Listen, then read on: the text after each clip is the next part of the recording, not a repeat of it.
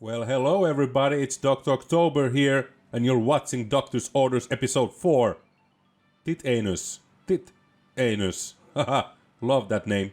I have covered so far 1 Japanese film and 2 Italian films, and I have decided to stay in Italy for this episode as well. Starring the Swedish-born actress Anita Strindberg and Italians Luigi Pistilli and Edwige Fenech. This is one little bonkers fun film. Your vice is a locked room and only I have the key, also known as Gently Before She Dies. Made in 1972, it pretty much has the usual traits of those 70s giallos. However, this one is pretty mild on the violence, plus it has a cat named Satan, very loosely based on the Edgar Allan Poe's novel The Black Cat. Meet one of our main characters in this story, Olivier. He's a washed up writer who hasn't written one goddamn word for a while now, and ever since his mother passed away, he's been sad.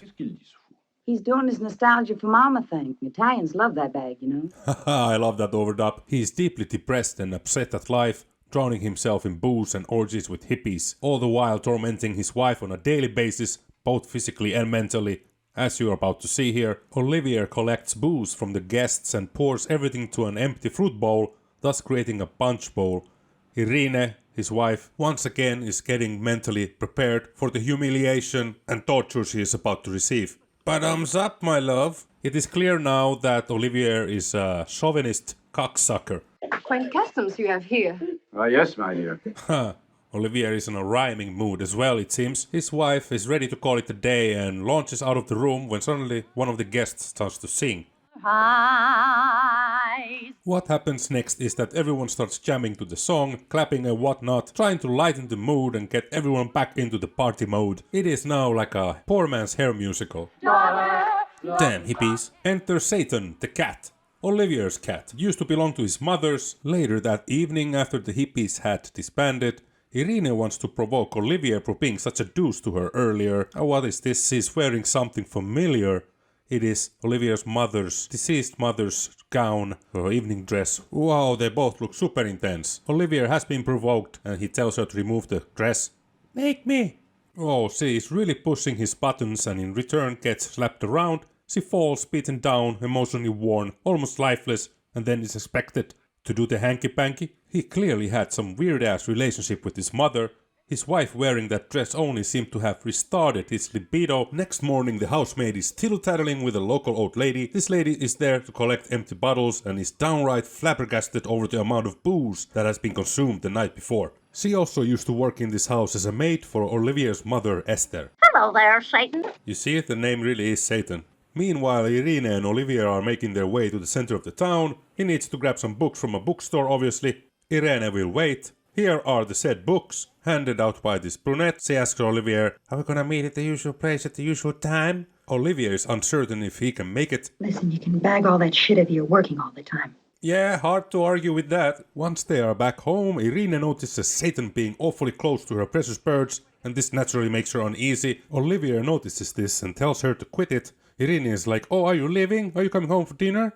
If I feel like it. Yeah, total deuce, everybody. Later that night, the clerk from the bookstore has arrived to the rendezvous point. She checks her watch. Yeah, that asshole Olivier is late as always. To kill time, she starts surveying the construction site, or whatever that place is, hoping that it's Olivier there waiting for her and not some murderous psychopath. Unfortunately, it is the latter, and a heated chase ensues. Well, not for very long. She gets quickly caught and her throat cut.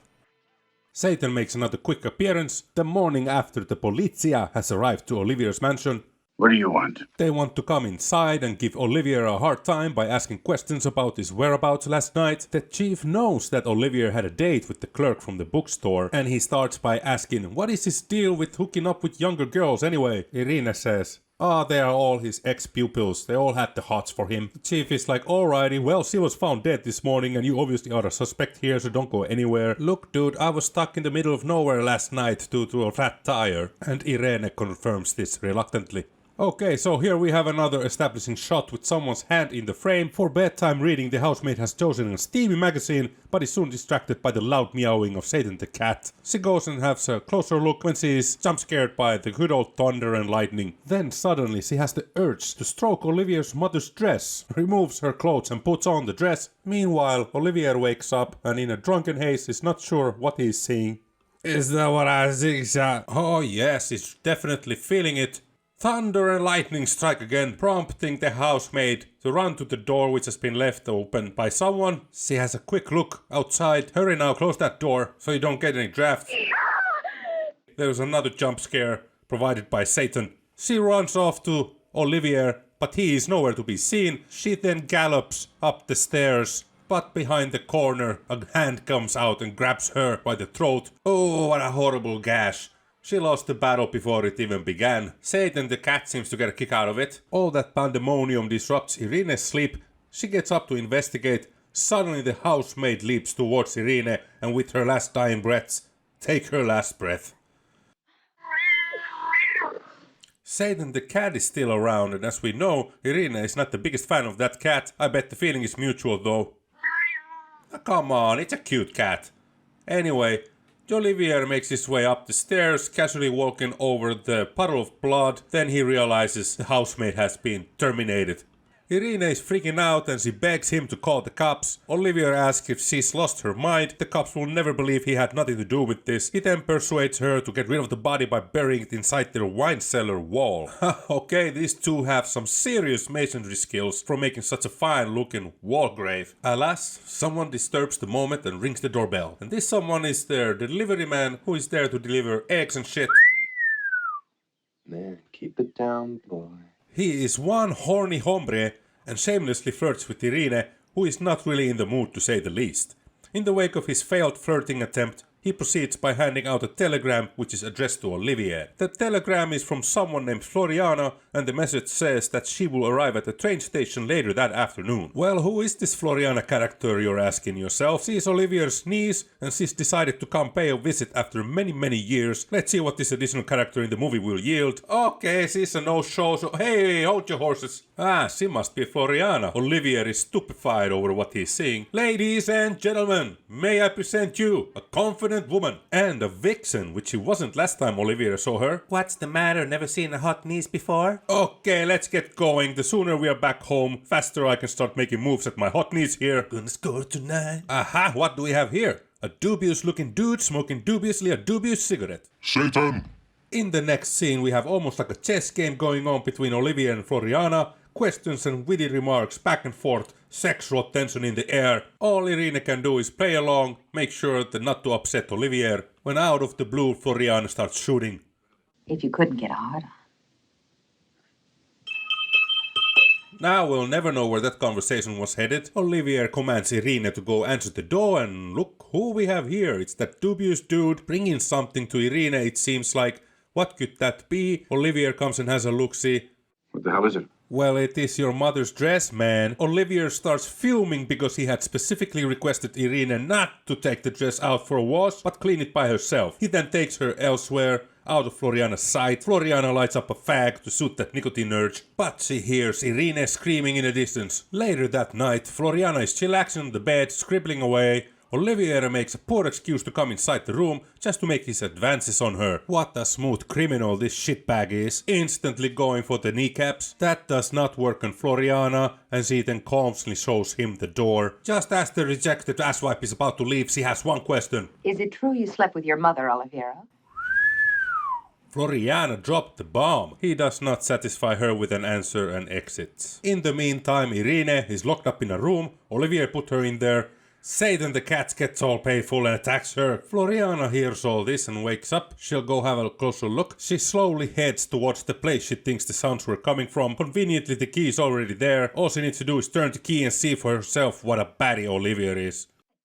She then takes her to the bedroom where she tries to calm her down, and she has a very valid question. What the hell is going on here? Is my uncle treating you like this always? Don't worry, Floriana ensures Irene, and she's on her side and will help out somehow. Now that is certainly one way to make Irene forget her chauvinist dickhead asshole husband. Yeah, enjoy the moment while it lasts. Cut to a totally unrelated location and unrelated character. We have here a prostitute who is just arriving home from a day spent in the brothel she works at. She goes on with her routines, says her Hail Marys and everything, but her sleep is disrupted by a faint sound coming from the door. Of course she will want to go to the hallway and investigate the origins of the sound, of course. As she is about to switch on the lights, she realizes that her apartment door is about to close by itself. Murderous psychopath emerges and does his thing with his blade, does his thing a couple of times. The dying girl falls and slides down the stairs all the way down. The murderer runs down the stairs to confirm the kill. Ah, that is definitely not Olivier. An occupant of the building shows up and in act of self-defense and being scared shitless she hits the murderer with something heavy. But who is this fucker? Anyway, and she loses her shit. Next morning the delivery man shows his smug face again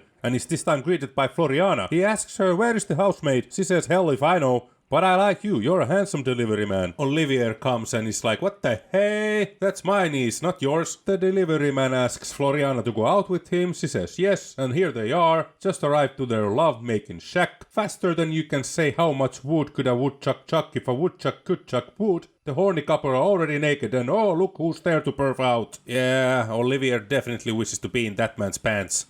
You know what I mean? So let's see what Satan is up to. Now of course cats have their instincts leading the way for them, so Satan wants to feast on some birdies. Make no mistake, Irene will not be a happy camper after she finds out, and she's already finding out, witnessing the destruction caused by Satan. Bird corpses everywhere. Irene is boiling inside. Ah, that's the lady who collects empty bottles. Irene takes a firm grip of Satan, but Satan is not going out without a fight. Irene assumes the strike pose and hits Satan in the eye twice. The old lady is shocked. Satan manages to escape. And Irene asks what the fuck she wants.